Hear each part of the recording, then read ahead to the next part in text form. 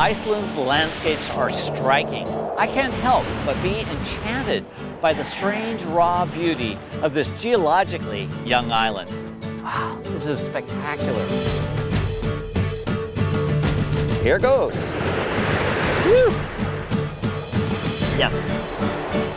Exploring Iceland. I'm Art Wolf. This is Travels to the Edge.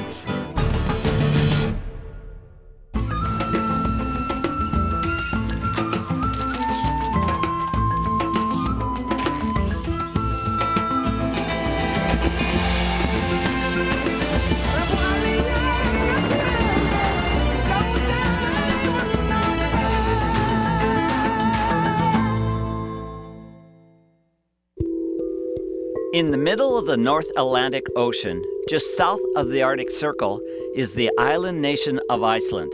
Sitting on the active mid-Atlantic ridge, it's a land shaped by force, fire, and water.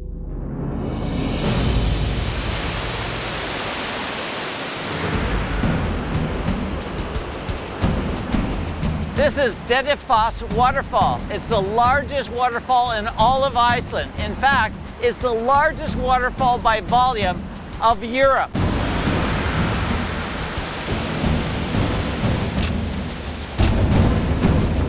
It's an amazing force of nature. It's so powerful I can feel the earth reverberate under my feet.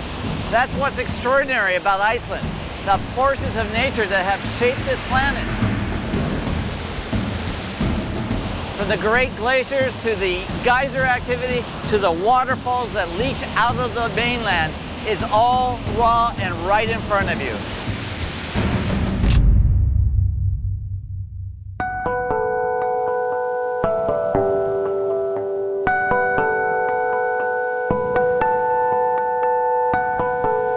Helping me to understand the forces that forged this island is Ari Gudmundsson, a geophysicist, poet, and expert on the Icelandic environment. These waterfalls behind us are amazing. Sometimes Iceland is called the waterfall country. We have a lot of precipitation, we have all the melting glaciers. Those rivers flowing from them, they are carving canyons, they are making ravines. So it's a natural process, of course. 50% of the country is above 400 meters, so you have a lot of very fast-flowing rivers. 80% of our energy, electrical energy, comes from hydropower. So all we need is either geothermal power or hydropower. We have no oil, no coal, nothing. So we are creating only clean energy, in a way. And this is what counts. This is the white gold of Iceland. The waterfalls.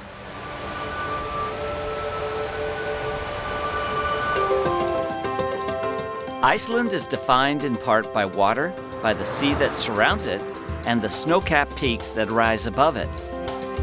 Next, I'm hoping to find water in a more abstract form, ice. This huge freshwater lake has enormous icebergs floating around in it, and it's only a quarter of a mile away from the open ocean. And on the other end, huge glaciers are calving these beautiful icebergs. So it's a very dynamic landscape. And I'm compressing the angles of the icebergs backlit by the sun. So it gives me a really beautiful abstract palette to work with.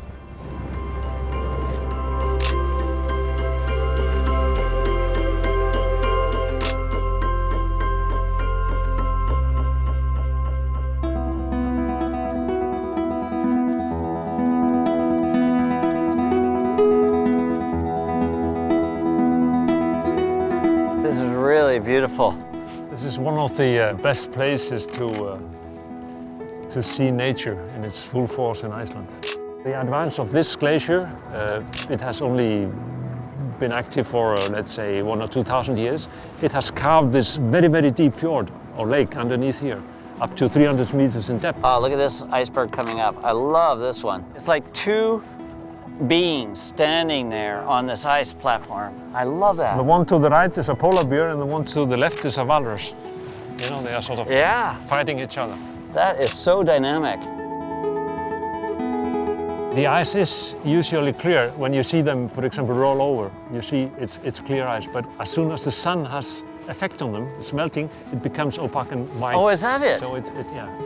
You can see underneath here, it's clear ice. It looks like the light is emanating from within, right? Yeah, It just has that it's like inner glow. It's glowing.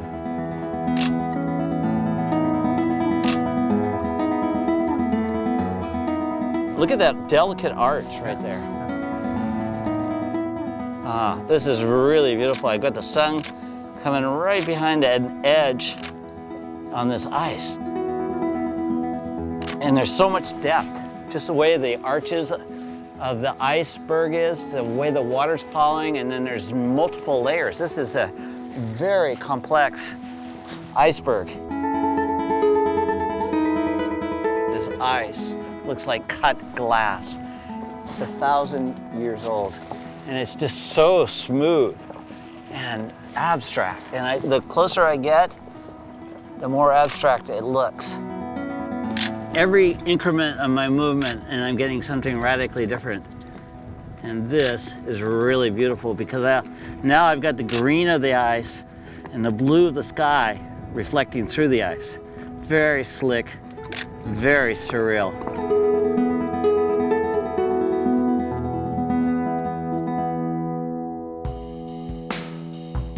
Over time, this ice will find its way back to the sea, renewing an ancient cycle. This is the journey's end for these icebergs. They've calved off a glacier about 2 miles inland. They've floated down across the lake, down a river, and here they sit, stranded on the shore. What's amazing to me is to think how old this ice is, up to 1,000 years. And here they will slowly melt against the oncoming tide. It's beautiful and it's surreal, and the lighting, which is very subdued, is what really gets me excited because I think of it as a very soft watercolor painting. I'm trying to shoot in this little iceberg. Meanwhile, the tide is coming in.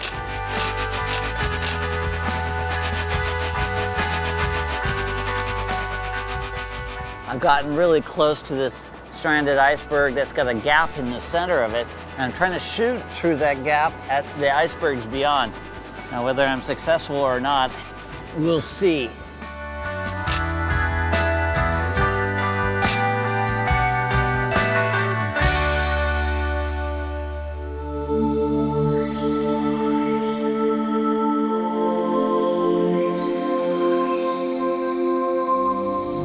Titanic forces of water and rock are locked in the struggle for dominance over the shape of Iceland's landscape. All right, this is pretty spectacular rock. Well, this is what we call basalt columns or columnar basalt, and this is the rock, the black sort of basalt. 90% of Iceland is made out of this. This is maybe the soul of Iceland. The soul of Iceland. Some part of it at least.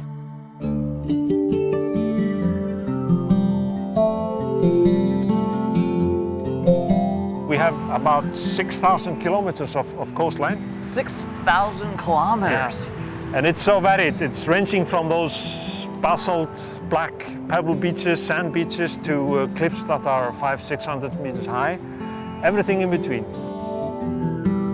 And in terms of a geologic timetable, I mean, you've got eruptions going off fairly commonly. Yeah, it's about every 4th year or so.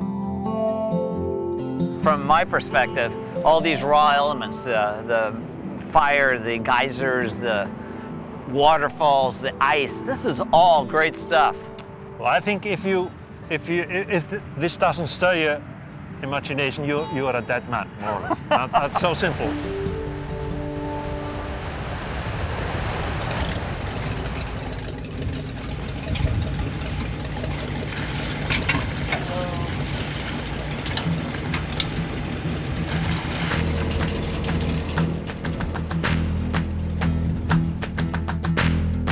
I'm sailing to Pappy Island, located off Iceland's southeast coast, in search of the Atlantic puffin, Iceland's avian clown.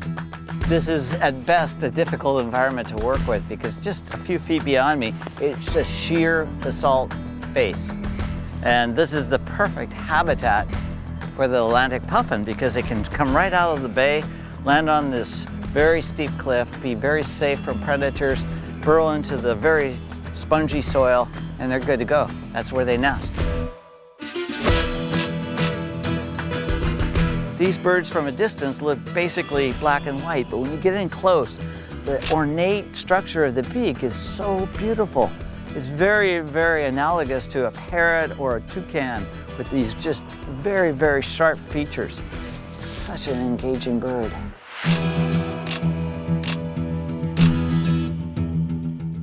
What's amazing about these puffins is that they burrow in the grass. They do that because gulls and other birds of prey will actually go after the chicks, so they're safe when they're in the grass.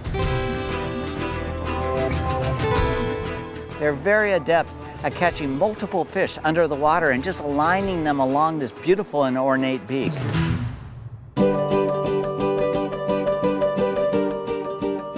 As I take this picture, I've got multiple eyes looking back at me, not only the puffins, but also all the squid eyes are really clearly distinguished in their bodies. This is a really charming shot. I think I'm gonna try to get in lower and a little closer.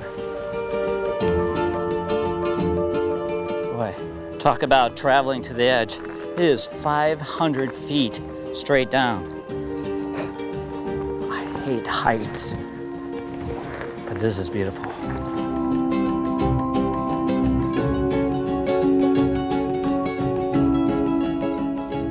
Got 4 puffins sitting on a little knoll. And what's great about this is the light is illuminating through their beaks, and their red and orange beaks are just glowing. It's really quite nice. It's hard to photograph these guys without smiling. They have such comical faces, and the way they strut around out here in this grass atop this cliff is amazing. They just seem so at ease in this very vertical environment. Beautiful little birds.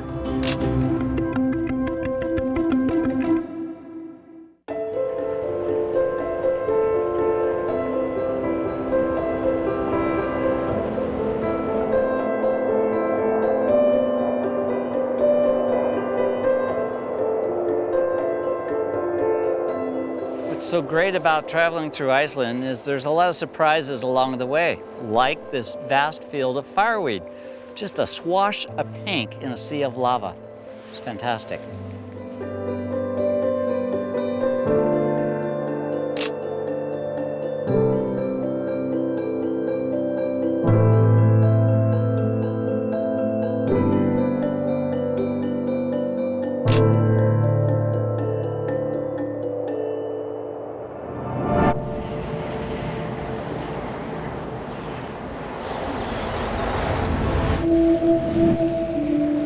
We're in the thermal zone now.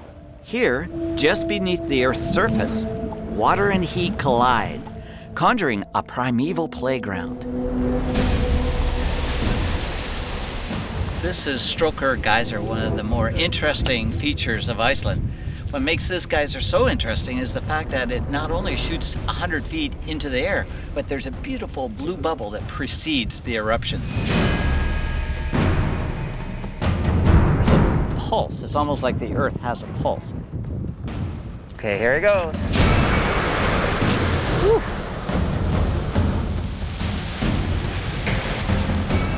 Here, it looks like it's gonna happen. Here it goes.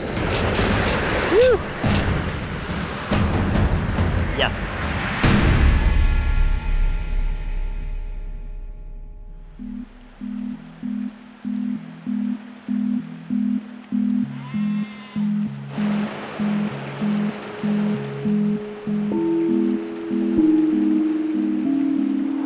Traveling through Iceland, you come across the most unexpected things.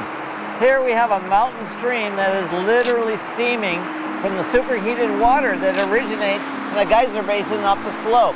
So, of course, I'm going to take advantage of it because I've never photographed a mountain stream that literally is putting off steam like this. It's beautiful and it's unexpected.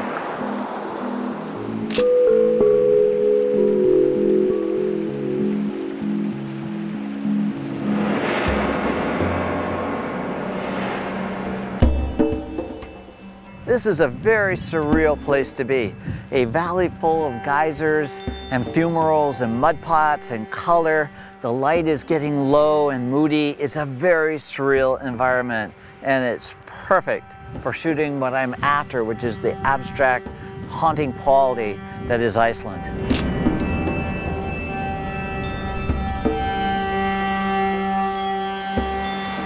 As the light level drops, the saturation of color becomes much more pronounced. And the color is really one of the elements I'm loving to work with here, because you've got beautiful yellow oxides and siennas and umbers, the earth tones. The other thing that I love is the thick layer of clouds. It's almost meeting the geyser steam. So there's a beautiful blending of the sky and the steam, and it all becomes a beautiful palette to work with.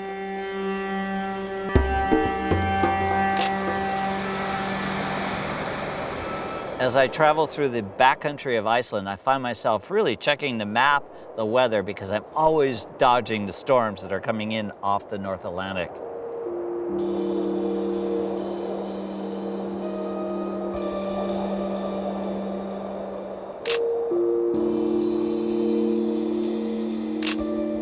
Wow, this is great. 11 o'clock at night, and there's this fantastic light show right over this ice cap. Beautiful lenticular clouds are just catching the last light of the fading sun in beautiful crimson and pinks. Spectacular.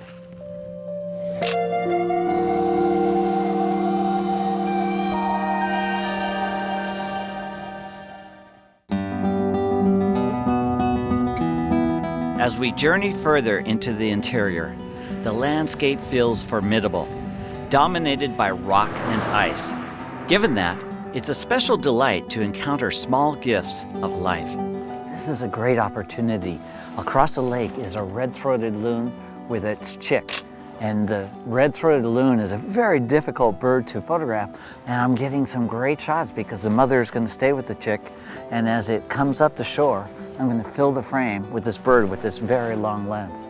It's a really nice situation.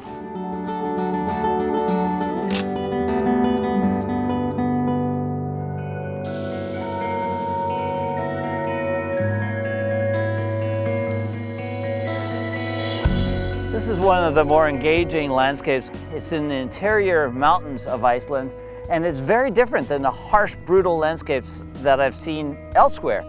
This is a very soft and benign landscape, and the hills look like they've been painted with color. This is ancient lava flows that have eroded into soft form. And to further accentuate this and give it a sense of depth, the lighting is coming down and puncturing through a heavy layer of clouds.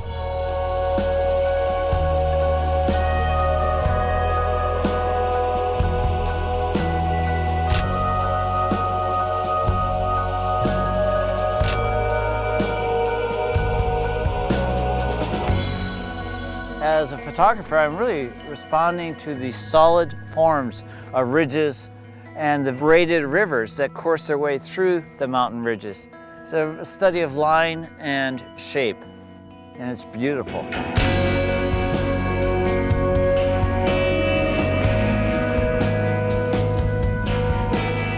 This is great. Right now we have intermittent clouds and sun washing these beautiful slopes of pastel oranges and rusts and greens, and it's all very, very much like a mosaic laying out right in front of me.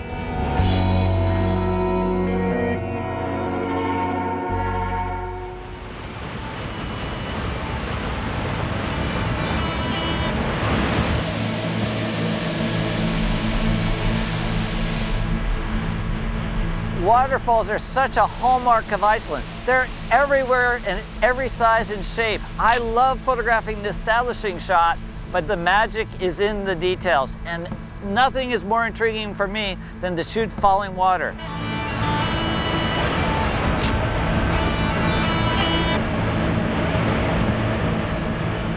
This is an unusual opportunity to get in and under a waterfall. And it offers some beautiful perspectives I've not shot before. I love silhouetting the water against the setting sun.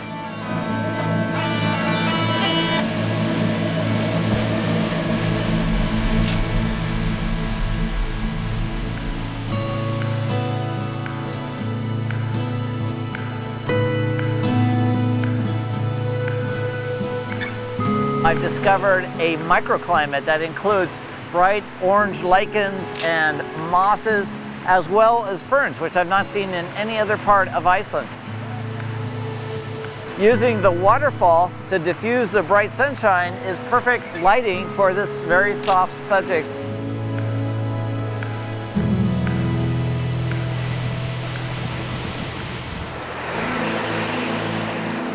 The raw forces that have shaped this landscape are the very forces that I'm here to photograph. It's difficult because the weather is harsh. Frequent storms blowing in off the North Atlantic bring moisture, winds, cold. From a ground perspective, it is a challenge to photograph in an artistic way. Get up in the air, it's a whole new ballgame.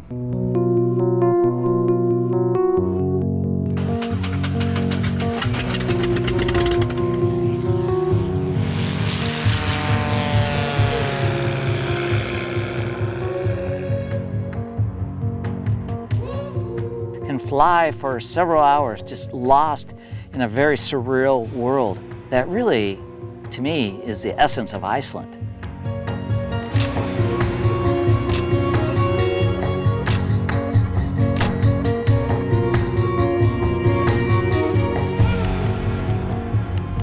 Among my favorite photographs that I'll take away from Iceland are the ones where people will look at it and they won't actually know what they're looking at. In other words, it's such a striking contrast of colors or light or form that the perspective is almost impossible to discern.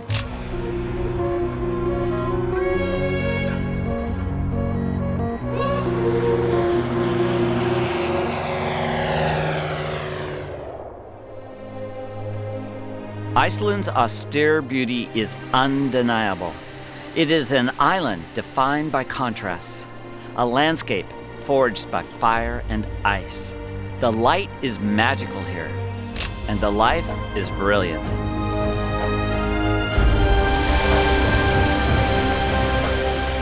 Iceland echoes the Earth's volatile history, and the forces that still shape this young land give us a portrait of a true raw wilderness. I'm Art Wolf. Join me next time on Travels to the Edge.